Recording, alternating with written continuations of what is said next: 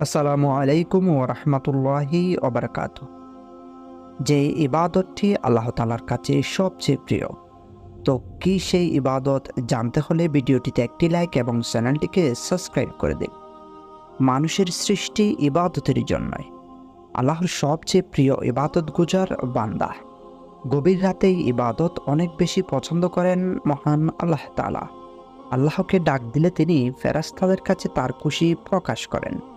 নামাজে সূরা পাঠ করলে তিনি ফেরেশতাদের বলতে থাকেন, তোমরা দেখো আমার বান্দা আমার প্রশংসা করছে। পৃথিবীতে যদি শুধু ইলমই আমাদের জন্য যথেষ্ট হতো, আমলের প্রয়োজন না হতো, তাহলে আল্লাহ তাআলা রাতের শেষ ভাগে এসে বান্দাদের প্রতি তার এই ঘোষণা অনর্থক হতো। কোনো প্রয়োজন প্রাপ্তি আছে, আমি তার প্রয়োজন পূর্ণ করব। কোনো ক্ষমা প্রার্থনাকারী আছে কি, আমি তাকে ক্ষমা করে দিব।